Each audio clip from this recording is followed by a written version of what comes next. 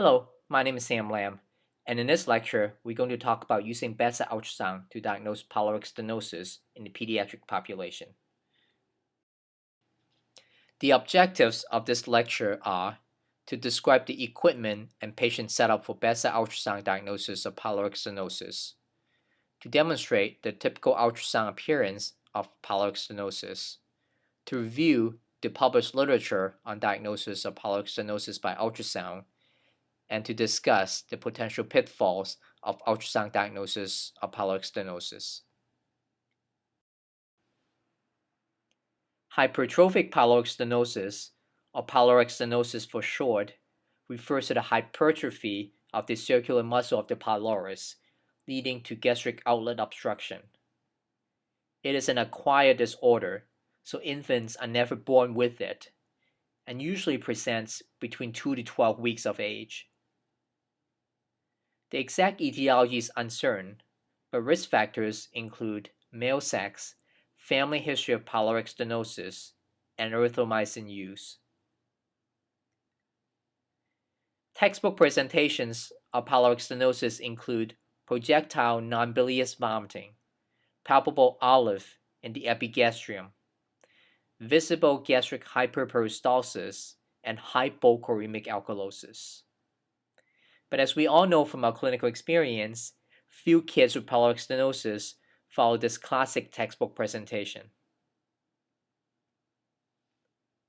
According to a recently published study, 97% of the kids who were ultimately diagnosed with pyloric stenosis had projectile vomiting.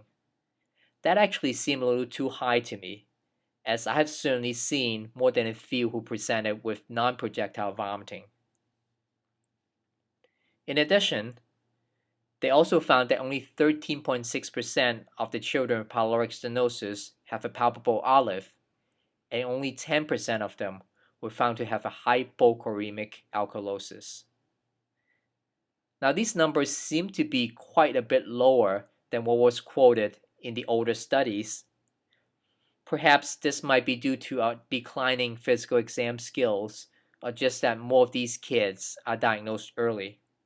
But given how unreliable physical exam and lab results are, it would be very helpful to learn how to diagnose pyloric stenosis using bedside ultrasound, especially for those of us who work in emergency departments without 24/7 ultrasound coverage.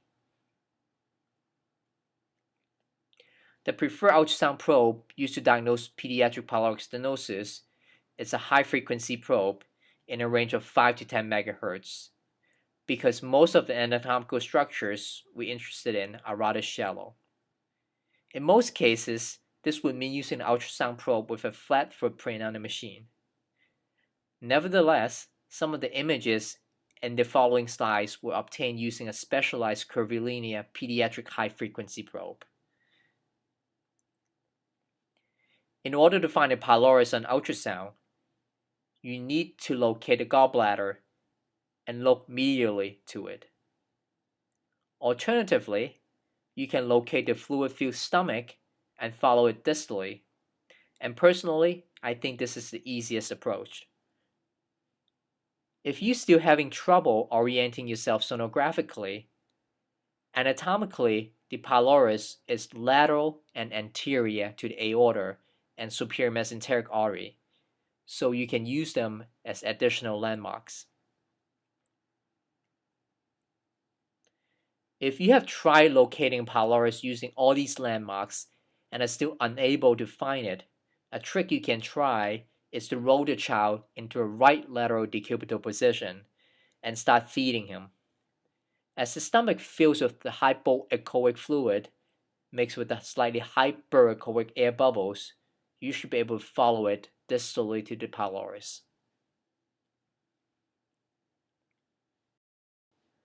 Once you have found the pylorus, you should focus on the hypoechoic circular muscle, which is conveniently labeled M and highlighted by the arrow sign in this slide. ST denotes the fundus of the stomach. I also want to point out that depending on the angle of the ultrasound beam, the pyloric muscle might sometimes appear isoechoic, like the bottom half muscle in this slide.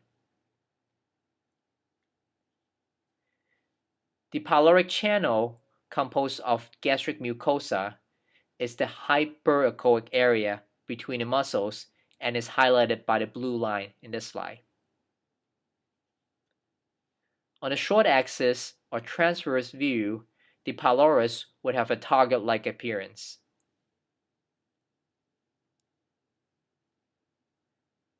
You can measure the width or thickness of the pyloric muscle in the long or short axis view, but generally, I find it easier to do it in a long axis view. A thickness of 3 millimeters or more is usually considered abnormal or hypertrophied. You can also measure the pyloric channel length on the long axis or longitudinal view.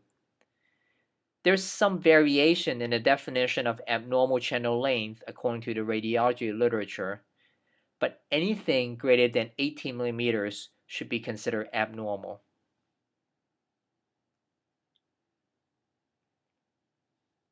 If there's still uncertainty about whether pyloric stenosis is present, you can leave the probe on for 30 to 60 seconds and watch for gastric emptying, or simply repeat the scan in a few minutes.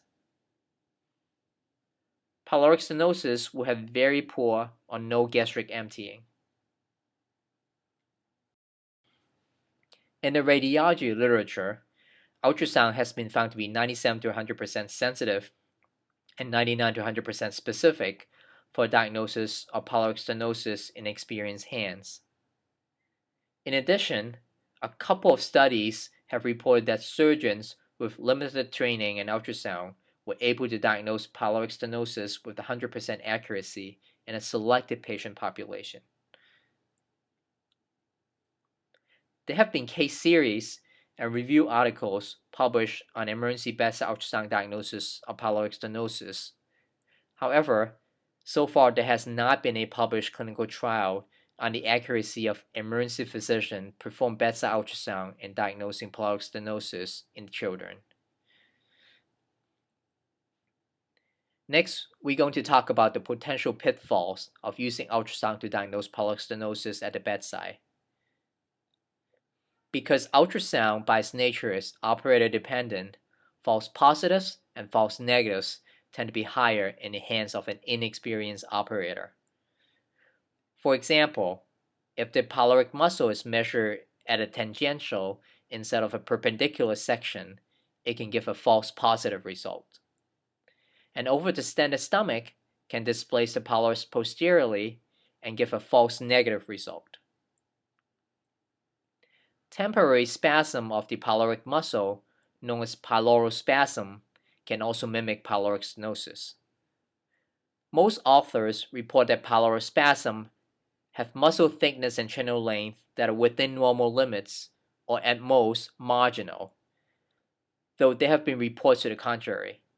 The most reliable scanning method in this case is to rescan the patient in about 5 minutes and look for persistent lack of gastric emptying, which would indicate pyloric stenosis. Pylorospasm, by definition, should only be transient. Once the operator becomes comfortable in using ultrasound to diagnose pyloric stenosis, it can be used to expedite workup and disposition in infants suspected to have the condition. This is especially valuable in emergency departments without 24/7 ultrasound technician coverage. Since the diagnosis of pyloric stenosis generally is not a true emergency, bedside ultrasound can be used as a screening tool in operators who are not as comfortable with their skills, and a formal study can be obtained at a later time to confirm the findings. In summary, to look for pyloric stenosis, we should use a high-frequency probe, lie the infant in a supine or right lateral decubitus position, then find the pylorus medial to the gallbladder or by following the stomach distally, and look for thickened pyloric muscle 3 millimeters or more, or elongated pyloric channel 18 millimeters or more on ultrasound.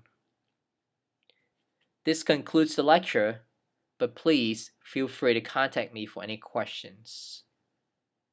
Thank you.